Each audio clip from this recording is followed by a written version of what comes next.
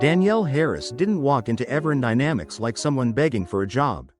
She walked in like a woman who had every right to be there. A black woman in her early 40s.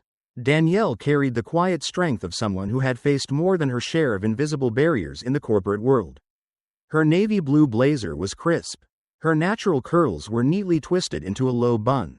Her heels were practical, and her worn leather portfolio was perfectly kept. No hesitation, no need for rehearsal. Her confidence came from experience. The receptionist looked up at Danielle, glanced at her skin tone with barely disguised judgment, and gave a half smirk. "Interview?" she asked, not even checking the list. Danielle replied politely, "I have a 10 o'clock with the strategy team." The receptionist tapped on her keyboard and then jerked her chin toward the chairs. "You can wait over there." No greeting, no eye contact. Danielle walked over, adjusted her skirt, opened her folder. Her expression was composed but unyielding. She was used to being evaluated before she ever said a word, used to eyes that measured before they listened. At 9:56 a.m., a man in a maroon button-down and khakis strolled past the waiting area. He glanced at Danielle, did a double take, then smirked and muttered just loud enough for her to hear, "Deliveries go around back." Danielle looked up, calm and firm. "I'm not here for deliveries." He kept walking, pretending not to hear. 10 minutes later, a woman in a lavender blazer called her name. "Danielle Harris?" "Yes," she said, standing smoothly and nodding with quiet grace. They walked down a carpeted hallway.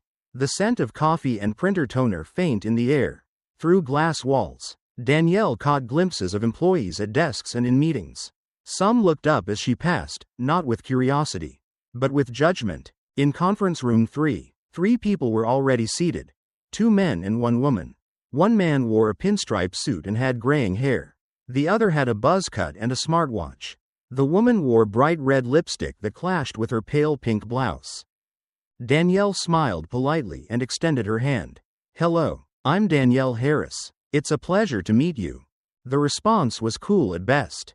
The buzz-cut man didn't bother to stand. The woman shook hands without eye contact and immediately looked down at her papers. The older man tilted his head and asked, "Aren't you a little overqualified for this position?" The question hung like a challenge in the air.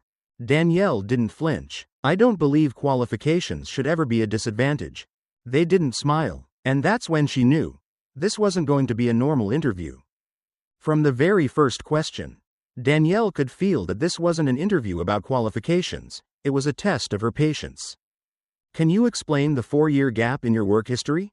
the woman in the red lipstick asked, flipping through Danielle's resume like she was hunting for a mistake. During that time, Danielle replied, her voice steady and clear, "I stepped away from my career to care for my mother full-time. She had advanced Parkinson's. She passed away last spring." A brief silence. No condolences. No nod of empathy. The buzz-cut man leaned back in his chair, arms crossed. "And how do we know you're still up to speed? 4 years is a long time." Danielle kept her tone even. "I've spent the past year consulting on strategic projects. I'm happy to share some recent case studies if you'd like." "Sure," he said with a smirk. "But freelancing isn't the same as being in the trenches. Corporate strategy's not something you can just pop in and out of." Danielle met his gaze. You'd be surprised what someone can stay sharp on, especially when they've helped write the rules. The room fell quiet for a few seconds. Then the older man in the pinstripe suit spoke. "You were a director at Olden Rowe Partners. Why apply here for a mid-level role?" Danielle didn't hesitate. "I've heard Everin is evolving. I'm drawn to companies that are ready to build something that lasts. Hierarchy doesn't impress me, vision does." The woman in lipstick smiled slightly, but her eyes didn't match it. "We're very results-driven here. We need people who can collaborate without making things personal." Danielle responded smoothly. "I believe results speak louder when people feel heard. But I understand, some rooms aren't used to certain voices." Buzzcut let out a quiet exhale that sounded dangerously close to a laugh. "Let's talk numbers," he said, flipping a page. "You mentioned leading a restructuring project that saved $4 million annually?"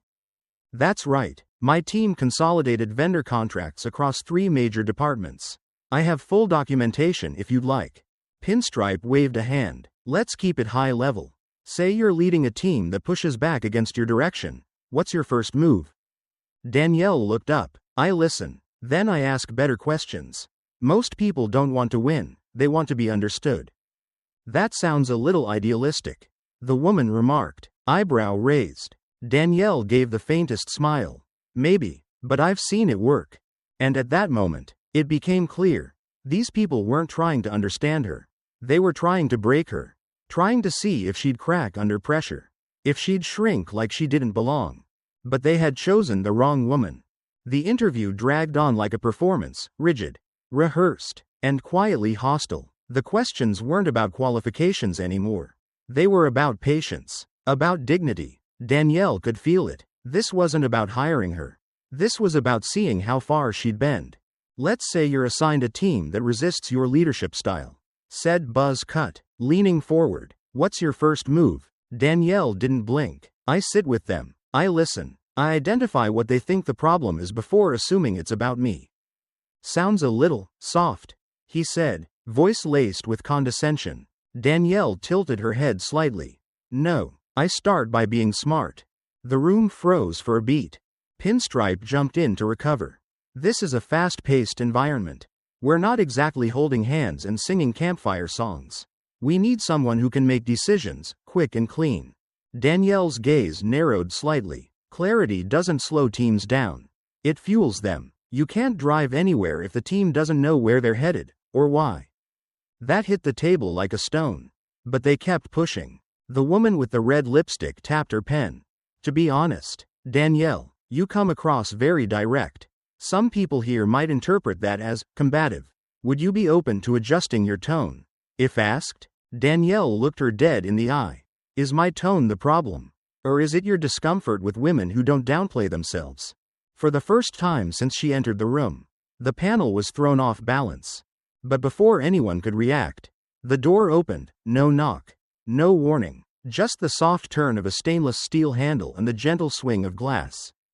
Every head turned. Leon Carmichael, CEO of Everin Dynamics, stepped inside. He wasn't wearing a tie, he rarely did. Just a tailored gray suit, calm demeanor, and eyes focused only on one person, Danielle. Red lipstick straightened, Pinstripe stiffened. Buzz Cut cleared his throat. Leon, Pinstripe began. Leon lifted a single finger. Not harshly, just enough to say, "That's enough." He walked slowly, confidently, toward Danielle. When he reached her side, he smiled, and bowed his head slightly as he extended his hand. "Ms. Harris," he said, voice steady, "thank you for coming. We've been looking forward to this." He turned to the panel. "The chairwoman's seat is still open. If she'll have it." Silence fell like a curtain. No one moved, no one breathed. Danielle rose slowly and shook his hand. Her expression didn't show shock, only certainty. "It's been a while, Mr. Carmichael," she said softly. "You still know how to shift a room." He gave a half smile. "You still know how to make people adjust their chairs." And just like that, everything had changed. The air in the conference room had grown so heavy. It felt like sound itself was being swallowed. The same people who had confidently controlled the room minutes earlier now sat frozen in place. Pinstripe shifted slightly, as if wanting to say something, but stayed silent. Buzz Cut stared down at the table, clutching his folder just a little too tightly. Red lipstick tried to maintain her composure, but her fingers trembled slightly as they tapped the pen. Leon Carmichael didn't even glance in their direction. He turned to Danielle and said calmly, "Shall we step outside and speak in private?" Danielle didn't answer right away. She simply closed her folder, adjusted her blazer, and walked out, without looking back. Not out of contempt, but because there was nothing left in that room worth her attention. As the glass door closed behind them, the silence left behind wasn't respectful, it was exposing. The way they had looked at her just minutes earlier now echoed back at them. Holding up a mirror they hadn't expected to see, arrogance, bias, and the subtle but unmistakable dismissal of someone they never imagined would hold power. Down the hall, employees who had casually glanced toward the conference room now took notice. Whispers started before the door even fully closed. Messages flew across internal chats. "Who is she? That's the candidate from this morning. Why did the CEO come get her himself?" Then came the word that silenced all others: Chairwoman. Inside the interview room, fear began to replace confusion. Red Lipstick stood up quickly and rushed to the CEO's office. When she was admitted, she carefully began, "I'd like to clarify a few things about this morning's interview. I may have come across a little too direct, but I didn't mean." Leon looked up. He didn't interrupt, just responded quietly, "You don't need to finish that sentence. But you will sit through a full review of every interview you've led over the past 2 years." She blinked. "Is that really necessary?" Leon's voice didn't waver. "Not just necessary, overdue." That afternoon, Danielle received the formal offer. But it wasn't just a title. It was real authority, the mandate to reform the company's strategic leadership division. To review hiring practices, promotion policies, and internal culture, not symbolically, but functionally. Danielle didn't accept right away. Instead, she requested one-on-one meetings with each executive director, no assistants. No agendas. 1 hour, face-to-face. Some accepted immediately, others delayed, but they all knew. Everything had shifted. 2 weeks later, Danielle Harris officially began her first day as chairwoman of strategy at Evern Dynamics. She didn't take the private elevator. She didn't enter through the back. At 8:03 a.m., Danielle walked through the front doors, carrying a slim leather portfolio, wearing a calm expression and a presence that made the entire building pause. The same receptionist who barely looked up at her during the interview stood up before Danielle reached the desk. "Good morning, Ms. Harris. Welcome back." Danielle offered a polite smile. "Thank you. Has Patrice arrived yet?" "Yes. I'll let her know you're on your way up." The office floor wasn't buzzing as usual. Conversations in the elevator quieted the moment Danielle stepped in. Some looked away, unsure whether to smile or nod. Most chose silence. Danielle didn't hold it against them. Change doesn't begin with comfort. And she wasn't here for comfort. She was here for reconstruction. At 9 a.m., she stepped into her first closed-door meeting with senior leadership, 11 directors. 3 VPs, 1 HR lead, and Leon. No slides, no charts, no showmanship, just one question. How many of you have ever truly been challenged by someone who doesn't look like you?